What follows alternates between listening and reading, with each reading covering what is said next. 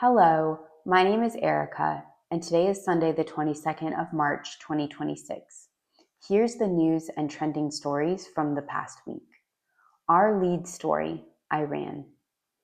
The U.S.-Israeli war against Iran continued into its third week. 13 U.S. soldiers have been killed in the conflict. Both sides have expanded their targeting to include energy infrastructure. Israel has struck the South Pars gas field in Iran. In response, Iran damaged over 20% of Qatar's natural gas operations. Qatar has had to declare a force majeure on many of its contracts. The U.S. intelligence community assesses that Iran is now predominantly controlled by the IRGC due to the injuries of the new supreme leader. Neither side appears ready to negotiate. The U.S. deployed 2 Marine Expeditionary Units to the Gulf, each consisting of approximately 2,500 Marines. President Trump has threatened to seize Iranian oil infrastructure on Karg Island.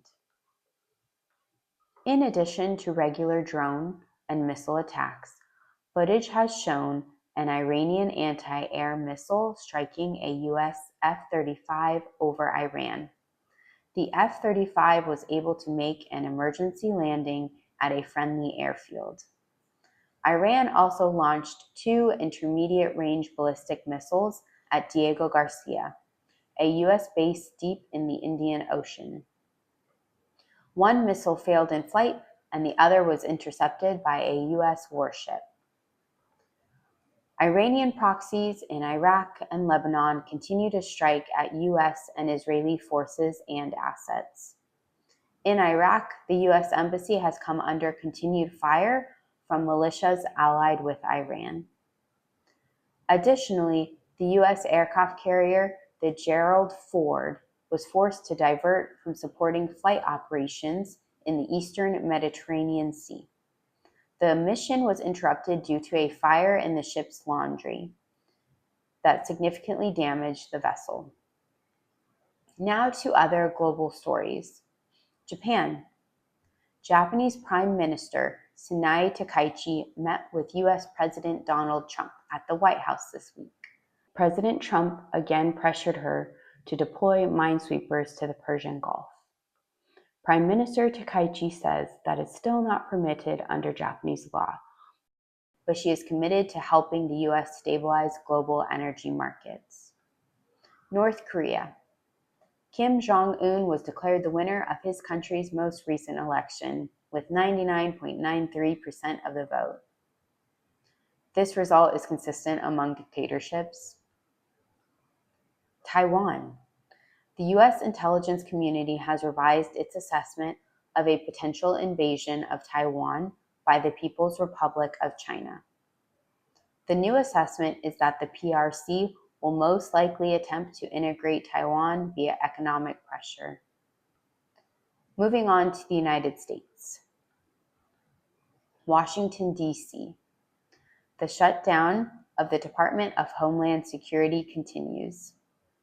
TSA waiting times have been reported in excess of 4 hours at airports including Austin and Atlanta. Elon Musk has offered to pay the salaries of TSA workers. Trump has stated he may order ICE agents to man the airport checkpoints as early as Monday, unless Democrats agree to fund the department. Unrelatedly, President Trump has stated he's going to issue a 60-day waiver for the Jones Act to try to combat rising energy prices. The Jones Act requires any shipping between U.S. ports to be on a U.S.-built, crewed, and flagged ship.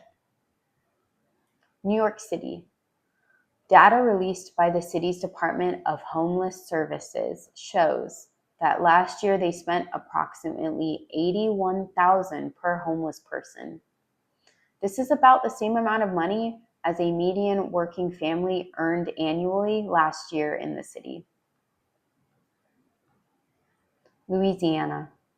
Numerous drone swarms were spotted over Barksdale Air Force Base as well as areas where U.S. nuclear weapons are stored. Drones have been seen loitering over numerous other sensitive locations. Florida. A suspected IED was destroyed in a controlled detonation outside MacDill Air Force Base, which houses U.S. Central Command. This has resulted in numerous U.S. bases raising their force protection posture. Pensacola Naval Air Station has reduced visitor access to limited hours on weekends. Visitors must be 18 years or older with valid ID and pass a background check to tour the museums on the base. Now to economics and finance. Producer Price Index inflation data for February came in hotter than expected. This data does not include any impacts from the Iran conflict. New home sales came in below expectations, and U.S. mortgage rates surged to a 3-month high. The Federal Reserve did not change their benchmark overnight interest rate at their meeting this week. Additionally, their forecast for future rate cuts this year was greatly reduced amid an uncertain inflation picture. Ending with culture and entertainment. Chuck Norris died at a hospital in Hawaii this week. The cause of death has not been released, but a statement issued said he was at peace and passed surrounded by his family and friends.